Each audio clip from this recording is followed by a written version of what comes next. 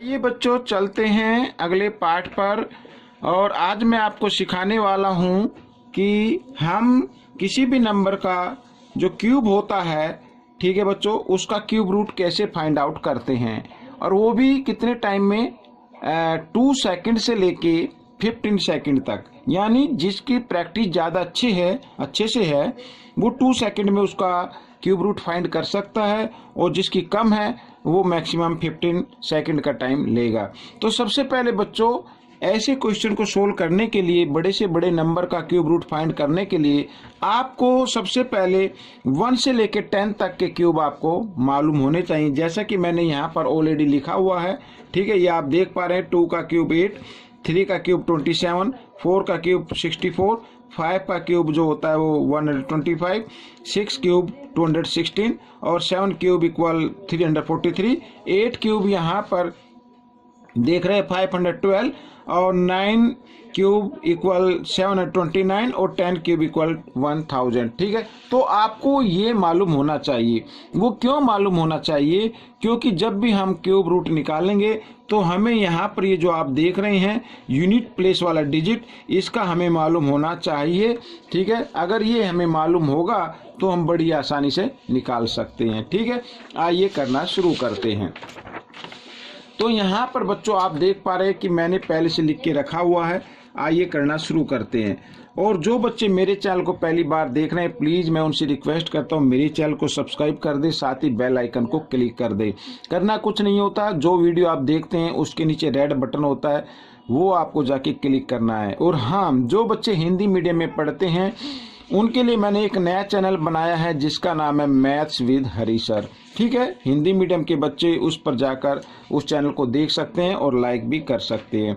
और मुझे अभी पता चला है कि जितना ज़्यादा लाइक होता है यूट्यूब भी उसको उतना ही ऊपर रखता है। अगर आप ये चाहते हैं कि ये सभी फॉर्मूले सभी बच्चों तक पहुँचे तो प्लीज़ लाइक भी कीजिए। आइए करते हैं। देखिए यहाँ पर मैं ये फर्स्ट क्वेश्चन को लिख लेता हूँ। अब लिखने के बाद आपको करना क्या है, सबसे पहले आपको राइट साइड से 3 डिजिट का ग्रुप बनाना है। ये बन गया ग्रुप, ठीक है, और ये सेकंड ग्रुप बन गया। तो जो ये यहाँ पर ये फर्स्ट ग्रुप बना है और ये सेकंड बना है, तो फर्स्ट ग्रुप में आपको यूनिट प्लेस वाला डिजिट देखना है।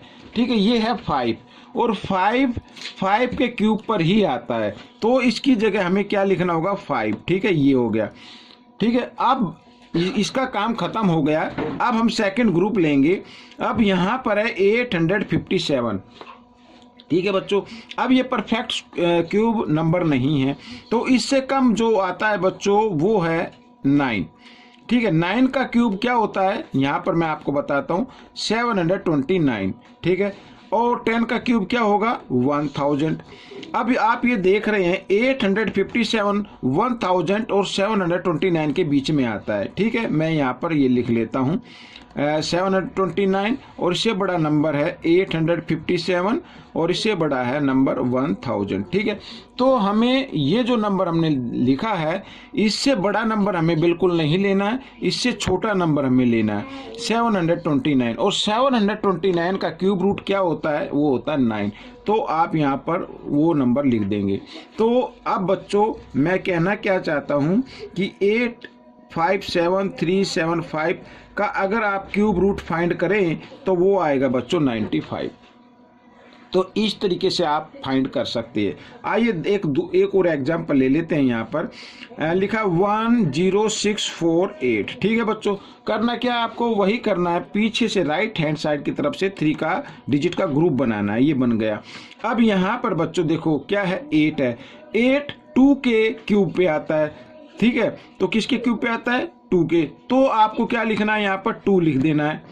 एक तो ये हो गया, इस ग्रुप का काम खत्म हो गया। अब आगे आ गया 10। अब 10 बच्चों यहाँ पर 2 का क्यूब होता है 8 और इससे बड़ा नंबर है 10 और इससे बड़ा होता है 3 का क्यूब यानी 27। अब हमें कम पे लेना है बच्चों, ज़्यादा पे नहीं लेना है, कम पे लेना है। और 10 से कम जो क्यूब आएगा वो आएगा, मतलब क्यूब रूट अगर हम निकालेंगे तो 2 पे आएगा। ठीक है ना, वो 2 का क्यूब क्या होता है 8 होता है, और 8 का क्यूब रूट क्या होता है 2। तो बच्चों आपको यहाँ क्या लिखना होगा 2 लिखना होगा। तो बच्चों ये 22 का अगर इसका आप क्यूब रूट निकालें तो 22 इसका क्यूब रूट आ जाएगा। तो बच्चों ये आपका आंसर बन गया। ठीक है, आइए अब एक पार्ट और ले लेते हैं। ठीक है, तो यहाँ पर है जैसे 4 6 6 5 6, पीछे से ग्रुप बनाया।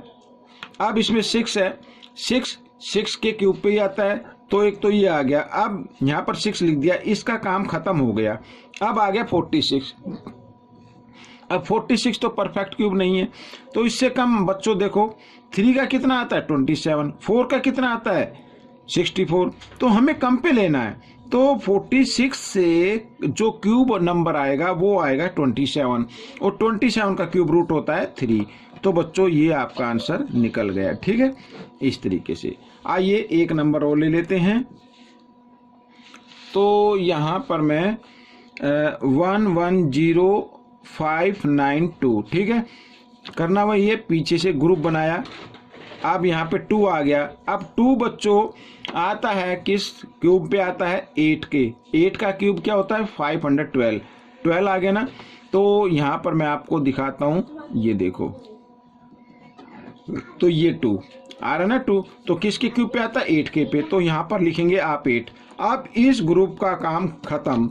अब आगे लेना 110। अब 110 से कम बच्चों आता है, एक तो 4 का आता है 64, ठीक है, और 5 का आता है 125।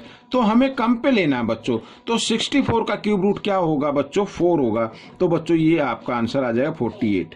तो इस तरीके से आप इसको निकाल सकते हैं। ठीक है, एक और पार्ट ले लेते हैं 5। तो है 91125, ठीक है, इसका हमें क्यूब रूट निकालना है।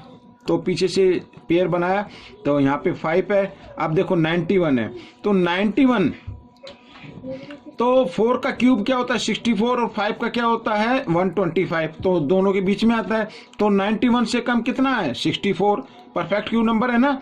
तो और इसका क्यूब रूट क्या होता है 4। तो बच्चों ये 45 का क्यूब रूट हो, सॉरी 45 का क्यूब हो गया ये, और 91,125 का क्यूब रूट हो गया 45। ठीक है, इस तरीके से। आइए एक पार्ट और लेते हैं लास्ट में। तो यहाँ पर 175,616 ये ले लेते हैं। अब देखो बच्चों यहाँ पर 6, ठीक है, 6 के क्यूब में आता है, तो यहाँ पर मैंने लिख दिया। ठीक है, तो अब इस ग्रुप का काम खत्म हुआ। अब आ गया 175, और 175 अब देखो बच्चों 5 का क्यूब क्या होता है बच्चों 125, और 6 का क्यूब क्या होता है 216। तो हमें कम पे लेना है, और कम नंबर कौन सा 125, और 125 का क्यूब रूट क्या होता है 5।